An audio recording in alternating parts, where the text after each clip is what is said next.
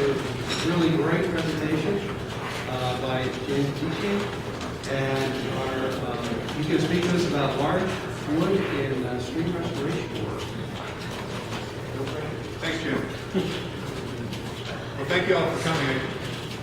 I struggled. I like when I come to these AFS conferences to be able to present some work I do, and I struggled about talking about wood in a conference. How many people think wood is important in streams? So most of you do. I wasn't sure anybody would be in here because everybody knows that wood is important in streams. So why are we talking about this, right? I'm Gian Dodici. I work with Fish and Wildlife Service. We do habitat restoration work around the state. We do a lot of in-stream work. We do wetland work. Up to focusing on some of the stream work we do. One of our goals is when we do a restoration project to have it look like this when we're done. This was a project that's about a week old. We did this project. The contractor pulled out a week before. We came down with that. This is a restoration project. So this is my goal. I want to walk away from a project and make it look like we were never there. There's a lot that goes into getting to this stage, and so I'll just start with some background info.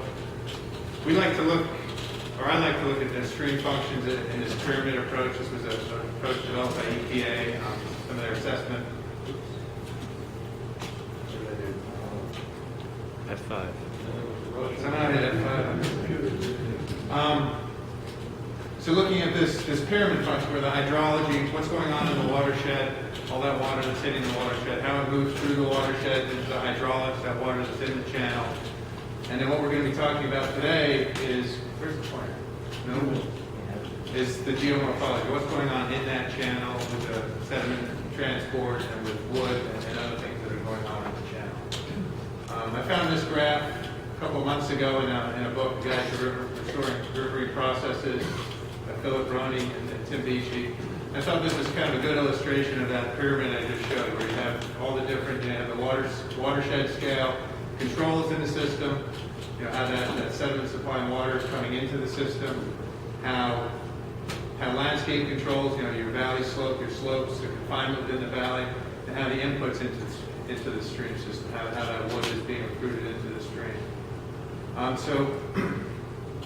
What are the importances, or what's the importance of wood in the stream? We have a history in the east of taking everything out of the stream. It started probably back in the 1800s as those brook trout numbers were declining, logging was going up, streams were straightened for log drive, big boulders were taken out of streams for log drive. The goal was to get logs down valley as quickly as they could to the mills, and the stream's been recovering ever since. But wood is a great accumulator of sediment. This is actually here in Region 9. This is Clear Creek. Scott probably knows this well. Big pile of wood. Sediment being trapped here. So this sediment that's trapped behind this bar or this log jam isn't now going downstream, potentially causing problems down. The more roughness you can add in that river channel, it slows that sediment transport, reduces the bed load going downstream. And it might lead to some local instability in that bars are building in this local scour. But if you have a stable system, a stable reach, this can add to stability by trapping and storing that sediment in those upper reaches. Wood and stream adds to bed form diversity. Historically, we've been putting a lot of habitat improvement structures in. Some of those include pool diggers, dropping a log across the channel so that it scours a pool. And obviously that happens, and here's an example. I borrowed this from Carl Schwartz in our office. He calls this a natural crossfade. It's a type of structure sometimes installed, but you have this upward V and it's scoured out a nice deep pool here. Obviously a lot of wood, a lot of structure in that stream. Wood obviously retains organics. If you take all the wood out, those leaves are less likely to hang up on stuff, and those leaves are obviously important for the bugs, the base of that food web that's driving the whole aquatic system. And then finally, from a fisheries perspective, it obviously has habitat. There's structure, there's food, now there's overhead cover. So it has all those benefits. So this is just touching on some of the benefits of wood. But if you take it all out of the stream, obviously none of those benefits are then there. So I'm just going to take a step back and talk about our practices of river management. This is an example. This is actually in Tompkins County. This is McHugh Inlet. This is after they had a flood of record a couple of years ago. As part of a flood management assessment team, we walked out and we looked at this, and they were asking us what we thought we should do with this. And my recommendation was to leave the wood in there, especially this large log jam that's up against the bank. It's not really a threat to increased flooding. It's providing some habitat, it's providing some protection. So obviously there's sediment accumulating behind it. The decision was made for multiple reasons to take the wood out. This isn't that same project, but it's not that different. And that was the trout stream. This isn't the trout stream. The reaction isn't quite that drastic. But this is often the reaction when we have flooding. We have things move. We have impediments, perceived threats of flooding. The first reaction is get the dozer in there, firm the banks up, and that'll fix it. It'll never flood again. But from a fisheries perspective, I'm not a fish biologist by training, but I know that this is good fish. Sometimes you do get a municipality that works with you, and they'll put in a low flow fish, a low flow channel for fish. That was the actual intent of this. Basically, just drop the dozer blade and pile up that berm, and then you have some low flow, some depth for fish. I found out this morning that this is actually a potential lake sturgeon spawning bed. As this bank is eroded here, it's kind of self-propelled riprap that's formed this nice spawning bed down here. I'm not sure that's what it was intended for. This bank protection potentially has beneficial benefits. Unfortunately, this isn't a Susquehanna drainage, so we probably not need lake sturgeon. So we have, obviously the riprap, the small riprap fails, so you put in bigger riprap, and this is providing great habitat under here, but the goal of the project was to stabilize this bank, which obviously it's not doing. Sometimes you can armor a stream and fix it, but this just becomes a water conveyance channel. It's not a river, that's not a stream. If there are fish in there, they're not many, they're not abundant. Fish probably aren't passing through there. Summer flows. Probably very shallow if there's any flow in it at all. So this becomes a barrier potentially to the systems upstream. It just becomes, it's no different than a concrete ditch. It's not different. So the answer is use wood. They've been using wood out west for quite a while. I did my first project with wood probably about 10 years ago. This is a typical kind of Western engineered log jam. They use an awful lot of wood. This is a Forest Service project up in Vermont. I guess if you're the Forest Service, you have access to a lot of wood, and so you can use it all. When I saw this project, my immediate question is why not use more of this wood down in the stream and use some of this wood that they're using basically for ballast. So when they did their hydraulic models through here, the 100-year flood event, which is what they're designing for, is below this top layer of wood. So this wood's never getting wet. It's just there to provide ballast for the rest of the flow. Especially in the east, at least for us, where rock is typically cheaper than wood, I would rather take this wood and use the wood in the stream than use rock to ballast it, and then you get potentially more bang for the buck with the wood. But this has that function, stabilizing the bank, it's providing the habitat and the cover. This is kind of wood on steroids. It's, but it is obviously a large wood project. Just take a step back, we've historically used wood in streams. This is an old cribbing structure. I'm assuming when this was put in, this water was up here, the stream channel was here.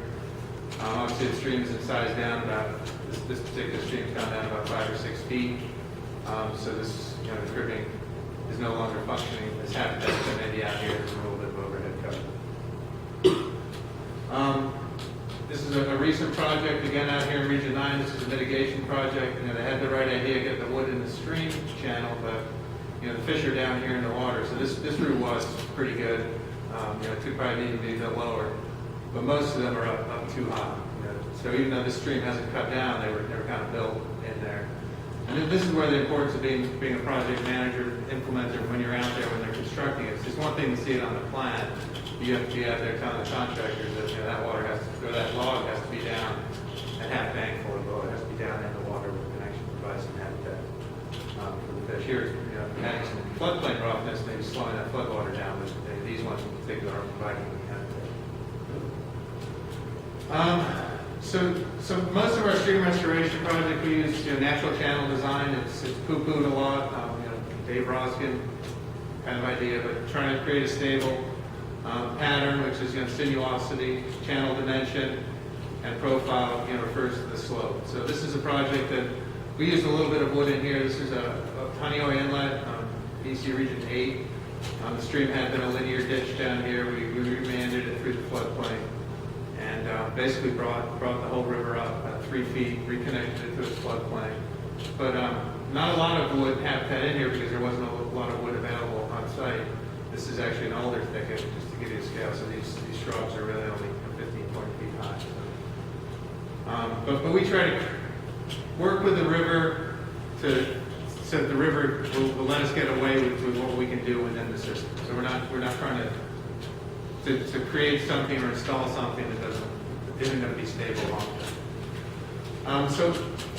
So one of the structures we use a lot is this towwood structure. It's good for low gradient streams, less than 2% typically, where you have a typical pool riffle stream where you have some sinuosity.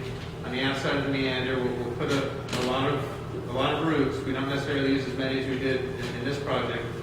The next slide, you can see that without the text in it. But serves a lot of benefits that I've already kind of talked about. It enhances fish habitat because it traps the detritus, and it stabilizes the bank, which is oftentimes our primary objective. We're working to increase the stream habitat, but often we're involved in projects. We're called into projects because the main objective is stream bank stabilization. We're looking to stabilize those banks. It maintains a good width-depth ratio in the stream, so you get deeper water in the summer. It's not a wide, shallow stream. You get narrow streams with a little bit more depth. This structure can, obviously as you get narrower and deeper, stream velocities increase shear, and then that channel is higher, which tends to scour the pools out. Then you need that roughness around the outside to maintain the integrity of that meander in that pool. You'll see in a couple of pictures, I think that it looks like a more natural project, and it eliminates that need for tow rock. So this is the year this was constructed. There are willow fascines, willow stakes laid down in here, willow stakes into the fabric. The next year, after a bankful event.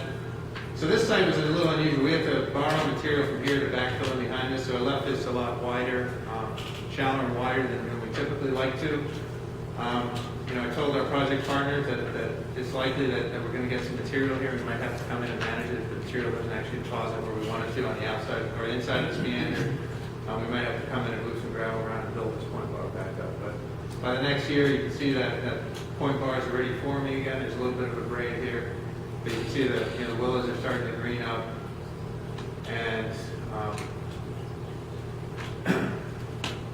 well, I guess this is important. So that wood is placed down in the water so it doesn't rot. So big question that we always get is, you put that wood in the stream, and how long is it going to last?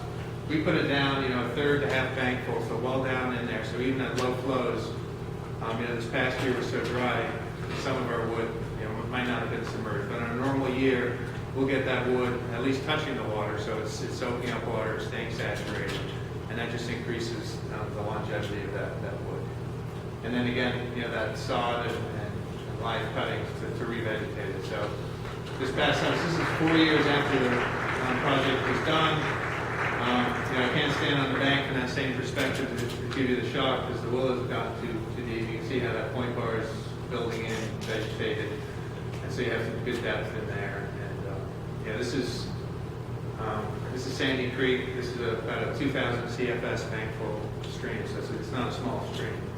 And there's no rock in this structure at all. It's all just wood tied back into the bank with those mats.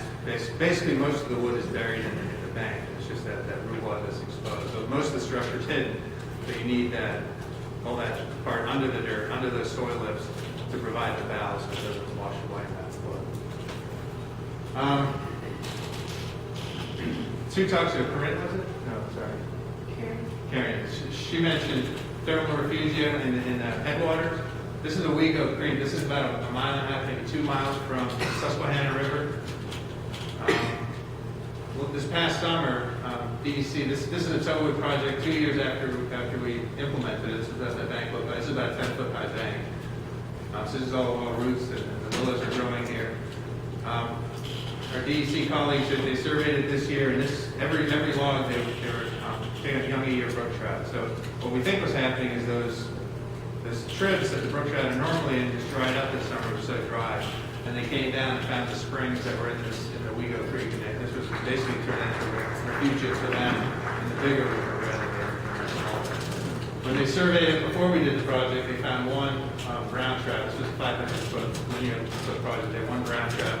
And they turned out hundreds of brookies this year and a bunch of browns of all age classes. So young year brookies and a bunch of browns. Just quickly, some of the other projects in higher gradient systems. I talked about the meandering streams or low gradient, higher gradient systems. We can use logs as grade control in the stream. So there's a log here, a log here, a log here, pinned in with rock. Here's one that's again pinned in with rock. I don't like all this big rock, but you have to, these are relatively big streams, so you need to get these logs pinned in there so they don't flow down in the next big event. I actually stopped and looked at this yesterday, and all the veg is growing even though there's a lot of snow. Most of this stuff is settled in, and you can't. The rocks are still obviously there, but they're not as bleak as it is post construction. What we try to do though is get if you have large wood, you can pull it all the way back into the bank and bed it. These are just being held back by those ones, and so everything's just held in place with just the weight of the log submerges. As that log saturates, it gets heavier and denser, less likely to float. And so this is what we prefer to do, but using whole logs, you're kind of limited to the size of the river. This is a culvert replacement we did, so the primary objective of this project was aquatic passage, getting fish up through here, brook trout. But in order to establish some grade control, we did a series of logs, kind of rock and roll logs down through here. And these are just whole logs that aren't ballasted at all, other than just being buried in the bank. So we have about a 10-foot bank for width. We use 30, 40-foot logs. So, 60-70% of the log is buried in the bank. And it's just this little bit that says a log there, a log here, a log here. So it just rolls down. Nice little pool habitat. Brookies can get up there. And so this is what we want projects to look like. The town had no problem with putting wood in upstream of their culvert.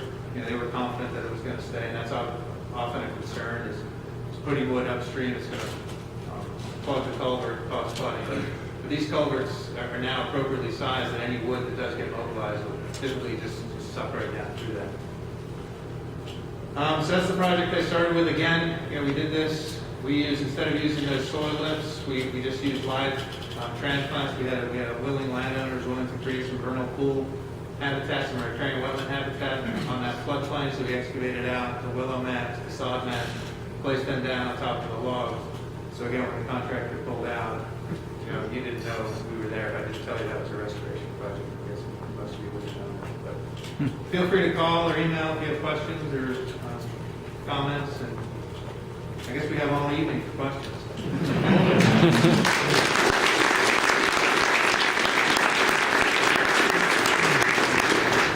Do you have any questions? Yeah. So what happens in cold water streams with ice, and how short-lived do these structures become? So Sandy Creek gets a lot of ice, and our experience is that in a typical year, the water levels are up high enough that ice is all happening above the level of the root logs. We'll get ice up on the banks just as it breaks, and there's ice up on that floodplain. Sandy Creek has seen masses of ice go down through there. We haven't had a problem. I think it really depends on. I would think that ice would be more of a problem in those big engineered log jams when you have all your logs out in that area that is freezing. But most of these systems, that ice ends up above the wood, or at least not that integrated into the wood that it breaks away, doesn't pull the logs out with it. That is a good concern.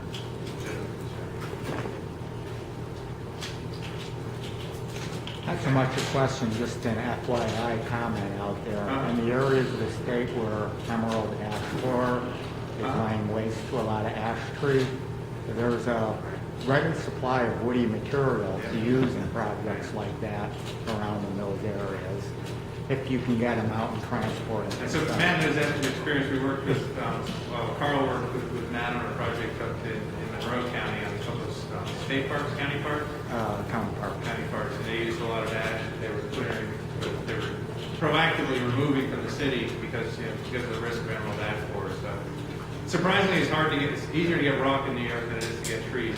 We're tree farm. Nobody wants to push over a tree. We use the whole tree from root to the top, so it's a little harder to get. They can tend to be more expensive, but from a fisheries perspective, from a habitat perspective, I think it's a win-win. It's worth the extra cost. Go ahead. So I'm working on an engineering log design Yep. for rivers, bringing a West Coast engineer on that we done. I know there some of the first ones were put out the whole river last 2 years ago, but what are your thoughts about using kind of more wood? Well, again, it goes back to what I think I said earlier, that I would, because wood is relatively hard to get, I would rather use more wood and ballast it with rock. If there's an engineering concern, you can have the same effect of that ballast with rock. Keep the wood below that half bankful where it's actually going to have some value for the critters in the stream, and use other hardened structures to hold it in place if there's an engineering concern. And so that's my take on that. Because to me, that's just a lot of wasted wood.